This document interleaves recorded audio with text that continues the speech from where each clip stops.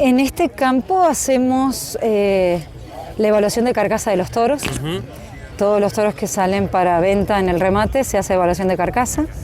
Y básicamente lo que es carcasa hacemos eso acá. Y también hacemos inseminación artificial. Yo me encargo de la parte reproductiva. De la organización de la IATF, básicamente. De la IATF, o sea, a tiempo fijo. Exacto. Ese examen de carcasa que venís haciendo, ustedes hacen, o sea, vienen a la producción primaria, pero también tiene que ver con la carne en la góndola. Digo, ¿cómo es ese proceso? Claro, es que está todo relacionado. A ver. Por suerte, el área de ojo de bife, que es una de las mediciones que hacemos cuando evaluamos la carcasa, es la predictora fundamental de los cortes minoristas, o sea, de lo que va a rendir realmente esa media. O sea que el área de ojo de bife es directamente proporcional al rinde minorista. Y si lo evaluamos en los toros es porque tiene de mediana a alta heredabilidad, es un carácter de mediana a alta heredabilidad. Por lo tanto, si los toros tienen áreas de ojo de bife altas, se van a producir novillos con áreas de ojo de bife altas. Y eso es muy importante para todo el proceso productivo. A ver, ¿en qué estadio lo estás haciendo al toro? El toro se hace a los 18 meses, esa es la reglamentaria, podríamos decir. A esa edad se hace medición de área de ojo de bife, grasa dorsal, grasa intramuscular y grasa de cadera. Esas 4 mediciones. En los novillos lo hacemos previo a la faena. Ahora yo estoy haciendo un estudio que estamos evaluando cómo crece esa carcasa durante el periodo de engorde. O sea, hacemos la medición de los animales al inicio del feedlot y a los 60 días, que es más o menos cuando están terminados, volvemos a evaluar carcasa. Y ahí vemos crecimiento de área de ojo de bife en ese tiempo y crecimiento de la grasa.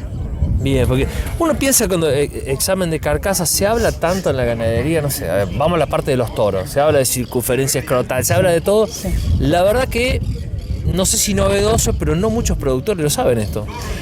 No, es una lástima, pero hay que ayornarse, porque estas tecnologías son las que vienen. Y es fundamental conocer qué estamos produciendo, porque si no sabemos esto, vendemos un animal y no sabemos realmente qué es lo que tiene debajo el cuero. O sea, nos preocupamos porque sean todos del mismo color y no por lo que hay abajo, que en realidad es lo más importante, porque estamos vendiendo carne, no nos olvidemos de eso. ¿Y qué detectaste en estos estudios? Recordemos que el examen de carcasa lo haces con un ecógrafo con tecnología. ¿Qué detectás en este estudio? Bueno, en este estudio lo que vemos es, podemos llegar a predecir el rendimiento de ese animal, en base al área de ojo de bife, claro. Es más, lo que nosotros hacemos es cruzar datos, básicamente. Como tenemos alrededor de 300 medias medidas, evaluadas desde el peso vivo del animal, el rinde, el primer rinde, podríamos decir, después las medias carcasas desarmadas, las medias reses desarmadas, y hacemos el desposte minorista, o sea que tenemos todo la trazabilidad, podríamos decir, de ese animal, hasta la góndola. Claro, siempre hablamos de novillos. Claro, siempre novillos, también vaquillonas. En vaquillonas también lo hemos medido. Y en MEG también. Acá con Daniel le hemos hecho mediciones de MEG para faena. Y eso es el primer ensayo que hemos hecho. Lo hemos hecho la semana pasada. No tenemos todavía datos concluyentes, pero lo que sí vemos que por supuesto tiene muchísimo menos grasa. Sobre todo el limangus en MEG. Tiene menos grasa que el novillo MEG, por supuesto, ¿no? Claro. Y cuando vos detectás algo en el ecógrafo, que detectás alguna anomalía, digo, ¿estás a tiempo de corregirlo con una medida esta, con algún estudio de estos? La anomalía básicamente es cuando tienen demasiada grasa. Y eso es una lástima porque es una pérdida para el productor. Convierte grasa y no carne. Exacto, y aparte que ya el animal que está terminado y le sigue metiendo grasa es una pérdida porque están tirando maíz básicamente. Toda esa carne después termina en el tacho en la carnicería, siendo un problema para el carnicero, que cuando el carnicero paga la media completa. Claro. O sea que la grasa la pagó como carne. Claro. Entonces la pérdida es enorme. Claro, y ahí hay que agarrar y empezar a darle fibra. No, ya está el problema instalado. ¿Para qué lo vas a adelgazar? Ya directamente mandar a faena lo antes posible. Lo ideal de esto es en realidad es llevar el engrasamiento, irlo midiendo y cuando ya están, que uno los ve más o menos justito, medir a ver si la grasa está. Porque la grasa cuando está en cadera en 8,8, 9, ya está listo para faena el animal. Eso asegura una grasa de cobertura justa Porque la grasa de cobertura es muy importante, no es que no tiene que tener la grasa justa. Y esa es más o menos 9 milímetros de grasa en cadera. Claro, te iba a preguntar cuántos milímetros había que tener. Claro, son 9 milímetros. Son 9, lo que correspondería al grado 1 de engrasamiento cuando nos clasifican la media. Bien, y mi última pregunta, a ver, ¿cómo hacen tus colegas para hacer estas mediciones? ¿Hace falta alguna capacitación o cualquier médico veterinario lo puede hacer? Yo hice una capacitación.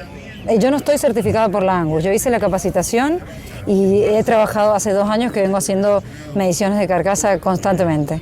Pero es mucha práctica. La técnica a mí me la enseñó Jorge Ferrario, me enseñó a interpretar las imágenes, o sea, yo las interpreto también, porque no es solo tomarlas, también hay que interpretarlas. Claro. Entonces, eso me enseñó él, la verdad que él es pionero en todo esto. Yo lo admiro porque él es el que ha dado luz a este proceso oculto, que es lo que hay debajo del animal, que la gente no conoce. O sea, el productor no conoce básicamente lo que está produciendo. La última, juro que es la última. Cuando medís carcasa, ¿desde qué parte a qué parte medís? Digo, porque por ahí decís, hay otro colega que te esté escuchando y por ahí dicen, yo le voy a medir otra cosa. No, ¿qué partes medís? Y medimos área de ojo de bife, que se mide entre la 12 y la 13 costillas, sí, esa región. Para atrás. Claro, o sea, entre la 12 y la 13. O sea, antes de la última costilla, digamos, en el sector intercostal. O sea, entre las costillas ponemos el transductor con un handoff que nos permite amoldar, digamos, a la oblicuidad de la costilla, porque si no la costilla es oblicua, tiene una curvatura y el transductor es recto. Con el handoff nos permite evitar eso. Y el transductor también lo ponemos en forma transversal al lomo del animal y ahí medimos el longissimus dorsi y vemos qué contenido de grasa tiene. Esa es para evaluar el marbling, o sea, la calidad de la carne. Claro, o sea, todo y me queda la grasa de cadera, esa se mide en la cadera, básicamente, entre el bíceps femoral y el glúteo medio.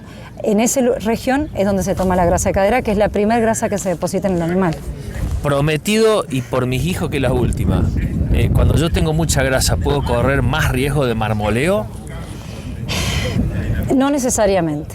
Bien. El marmoleo depende mucho de la raza. Por ejemplo, el Wagyu tiende a depositar muchísima grasa interna, intramuscular. Intramuscular. Que no es lo mismo que la grasa interna. Claro. Tiende a depositar muchísimo y eso es dependiente de la raza, un poco. Claro.